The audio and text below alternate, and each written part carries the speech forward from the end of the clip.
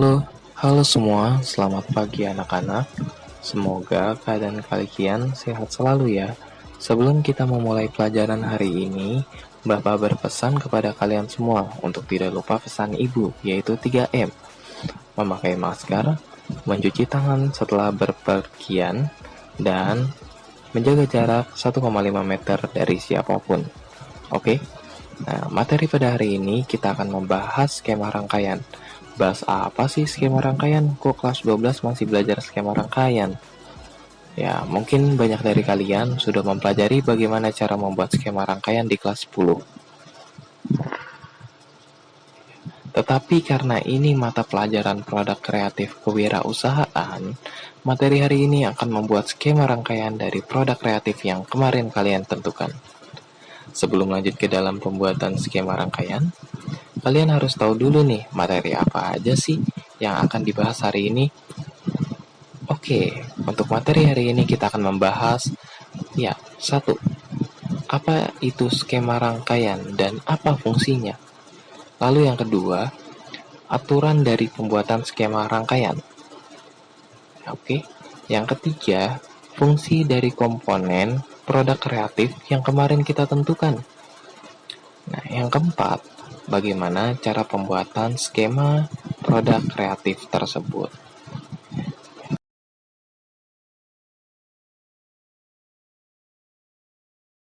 Aturan dari pembuatan skema rangkaian. Karena skema adalah untuk mengkomunikasikan informasi dari sebuah rancangan, skema yang baik harus dapat cepat untuk dipahami, jelas dari pembacaannya, dan dengan kemungkinan kesalahpahaman para pembaca itu sangat rendah. Jika suatu skema cenderung menyesatkan pengamatan manusia, itu adalah skema yang buruk. Dan pada akhirnya, rangkaian yang dibuat tidak sesuai dengan tujuannya. Beberapa orang memiliki pendapat sendiri tentang bagaimana aturan-aturan pada pembuatan skema, termasuk saya. Ini adalah poin-poin penting yang harus dilihat. Yang pertama, gunakan petunjuk komponen. Ini cukup otomatis dengan pemrograman yang ada di komputer. Misalkan kamu menggunakan Eagle atau Proteus atau Deeptrace atau Liveware, itu sudah terisi otomatis. Ya, petunjuk komponen itu seperti apa sih? Pertama, selain ada simbol,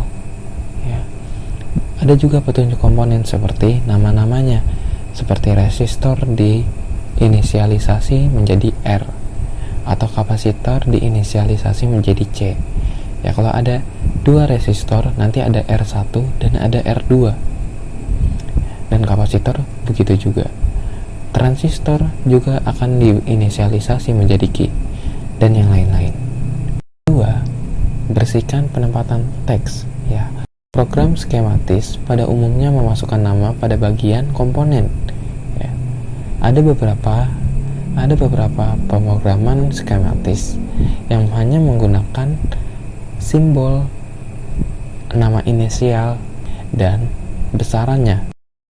Tetapi ada juga beberapa pemrograman skematis yang menampilkan data lengkap seperti nama jenisnya, lalu ada voltasenya, bahkan spesifikasinya, arusnya. Hal itu membuat sebuah skema rangkaian menjadi penuh dan banyak coretannya. Nah, ini ada contoh.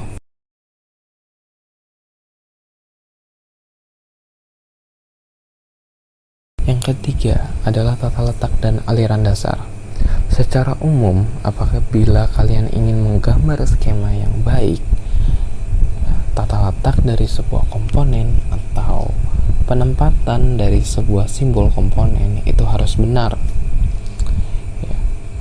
Secara logis, apabila kalian menempatkan secara benar, maka pada pembacaan secara umum dan orang yang membaca di luar sana itu akan mudah untuk memahaminya. Contohnya seperti ini. Koneksi daya yang harusnya naik ke voltase positif atau power, dan koneksi daya turun yang ke arah voltase negatif atau ground. Coba kalian lihat gambar ini.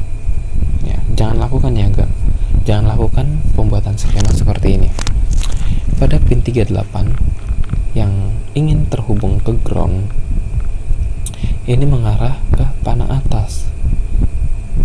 Apabila pada pembuatan skema, kan pembuatan skema itu masing-masing orang itu memiliki arti yang berbeda ya. Maksudnya ada ground yang membentuk garpu, ada yang ground membentuk strip 3. Nah, ada juga ground yang membentuk panah dengan warna hitam. Jika Anda membuat seperti ini, ya, Anda membuat kekacauan. Anda bisa menghilangkannya dengan cara memperbaiki tata letak komponen tersebut. Ya, berarti groundnya tinggal di ke arah ke bawah ini. Nah, ada contoh lagi nih. Ya, coba kalian tebak ini adalah rangkaian apa? Ya, mungkin kalian akan bingung, ini rangkaian apa sih? Kok transistor bentuknya seperti ini ke atas?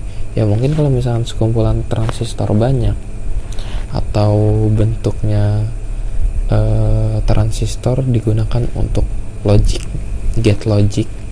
gate, ya mungkin ini boleh lah ya untuk diterapkan. Tapi biasanya juga diterapkan itu arah basisnya itu ke arah atas, tidak ada tuh arah basis yang mengarah ke bawah seperti ini. Nah, di sini berarti kan sangat bingung gitu. Lalu ada juga bagian in dan outnya di dalam sebuah skema. Di situ akan menyusahkan kita. Oh, ini rangkaian apa sih? Kok seperti ini gitu.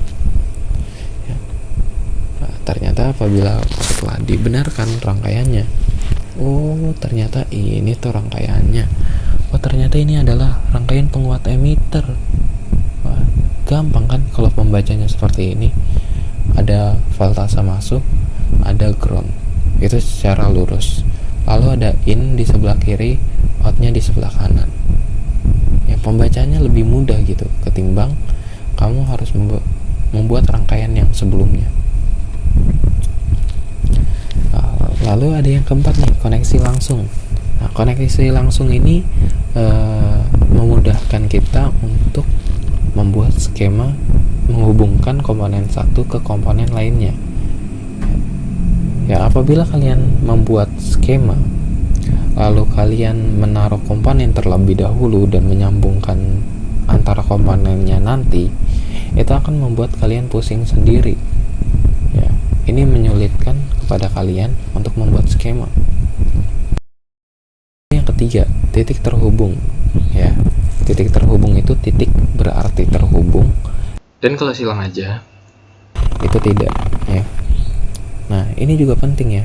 Apabila kalian membuat sebuah rangkaian, terus kalian membuat skema, kalian membacanya silang di situ. Terus kalian anggap itu adalah terhubung. Banyak yang kacau tuh rangkaian. Oke. Ya. Ini kita sudah tahap pada proses perancangan ya, pada proses perancangan skema. Jadi pada proses perancangan skema ini, saya sambil menjelaskan komponen-komponen apa yang digunakan dan bagaimana fungsinya. Lalu bagaimana cara pembuatan skema tersebut. Ya, pertama untuk membuat sebuah project skema, kita membuat dulu ya projectnya dengan nama project dari kalian. Nah, aplikasi yang saya gunakan ini adalah Proteus. Oke, kita oke aja. Nah, kita harus tahu dulu nih komponen-komponen apa aja yang digunakan. Komponennya itu terbagi menjadi 3. Ada komponen dasar. Komponen dasar itu adalah alternator, sumbernya, dan bebannya. Bebannya itu adalah berupa lampu. Lalu ada juga komponen kerja. Komponen kerja ini adalah komponen yang mempengaruhi lampu dimmer dapat diatur intensitas cahayanya. Yaitu ada tiristor yang jenis teriak dan ada tiristor diak yang kita gunakan. Selanjutnya ada komponen pelengkap, yaitu komponen penyetabil. Ya, kalau saya bisa bilang. Nah, komponen ini berupa resistor dan kapasitor.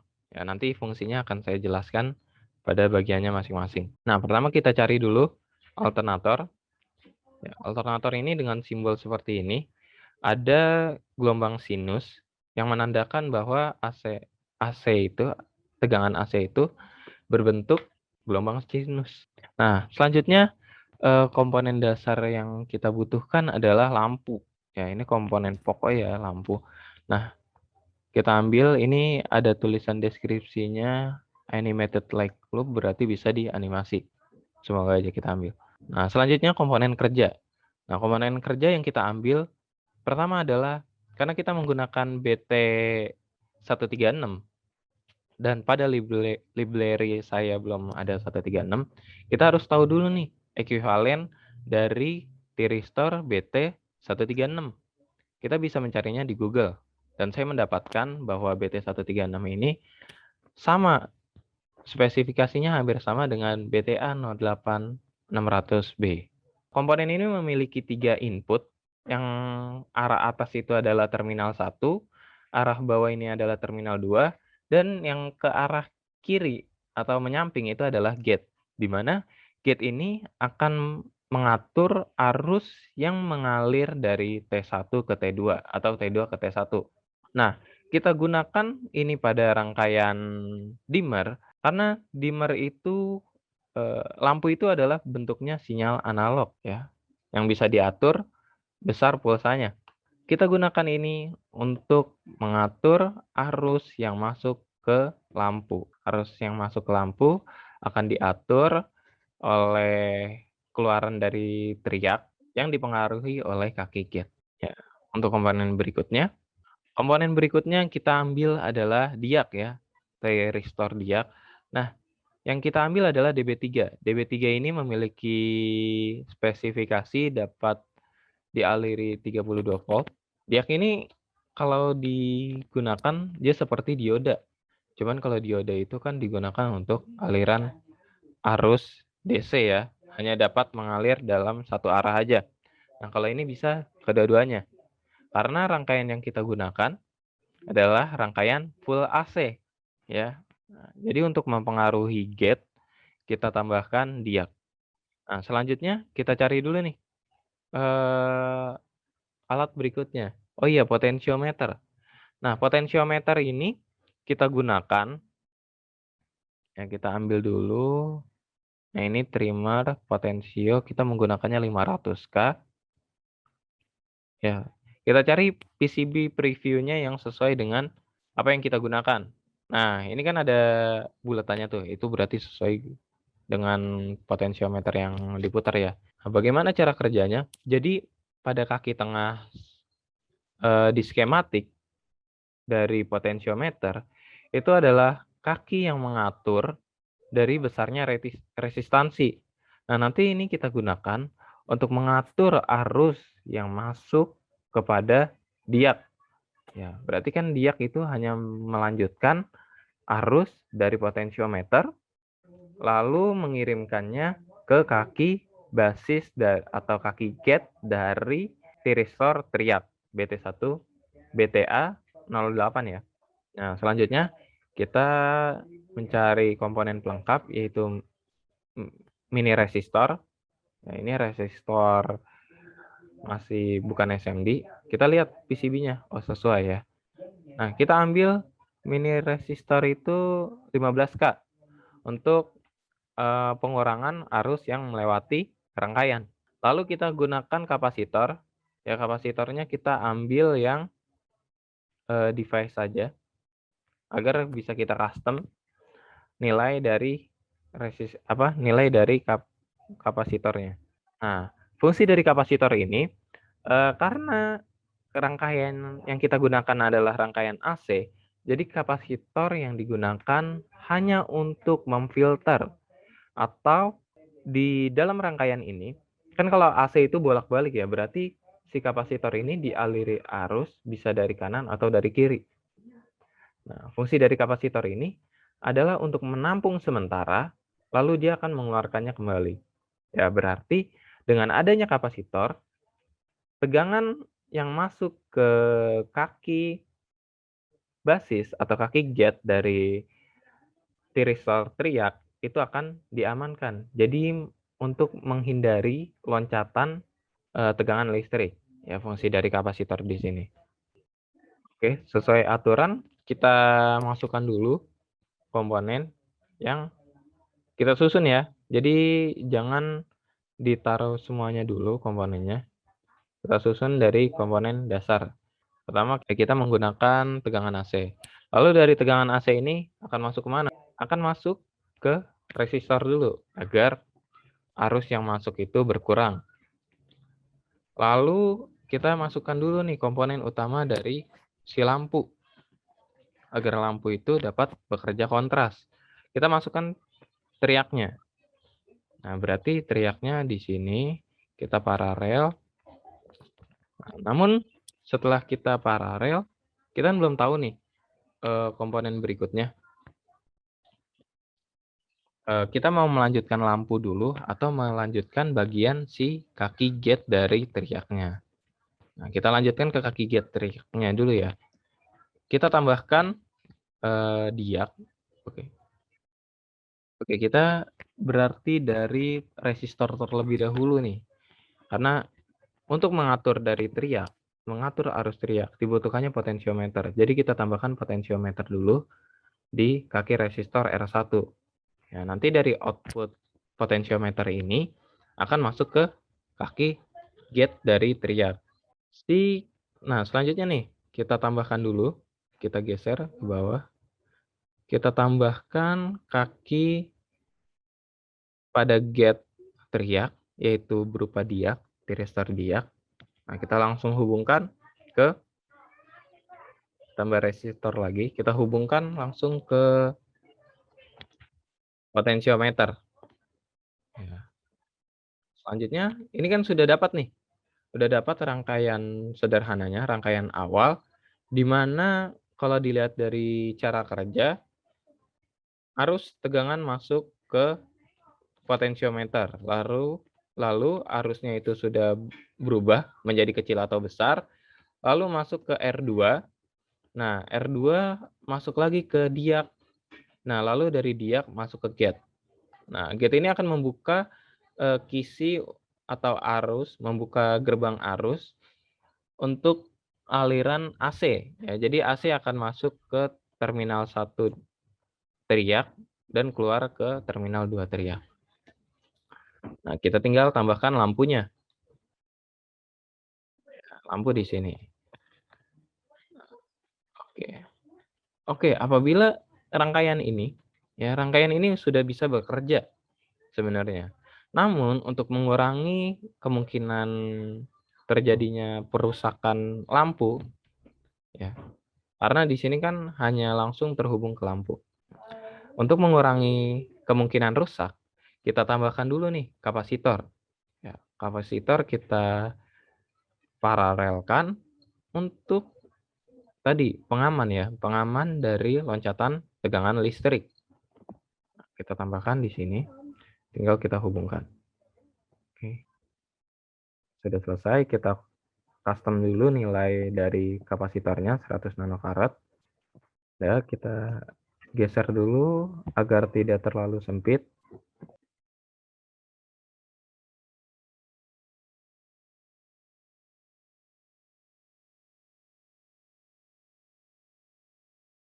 Ya, ini sudah selesai. Namun kan tidak mungkin dalam sebuah rangkaian itu kalian lampu langsung dihubungkan ke papan PCB. Ya kan? Papan PCB, lampu langsung nempel ke papan PCB. Sedangkan kita membuat lampu hias, lampu dimmer. Lalu potensiometer langsung menghubungkan ke papan PCB. Ya, itu sangat jelek ya. Jadi tidak ada lampu hiasnya. Nah, jadi kita harus tambahkan dulu terminal di bagian arus AC. Kita ganti arus AC ini, sumber AC ini dengan terminal. Lampu kita ganti dengan terminal. Dan potensiometernya kita gantikan dengan terminal. Supaya pada pembuatan maketnya, kalian bisa mengcustom ya, panjang lampu dari lampu ke rangkaian layout ya, rangkaian PCB-nya. Kita tambahkan seal, konektor seal yaitu kaki 2 dan kaki 3 kita ganti Dah, ini tinggal kita ganti. Sudah jadi rangkaiannya. Ya, terima kasih. Mungkin itu aja. Jadi cara pembuatan skemanya. Kurang lebihnya mohon maaf. Wassalamualaikum warahmatullahi wabarakatuh.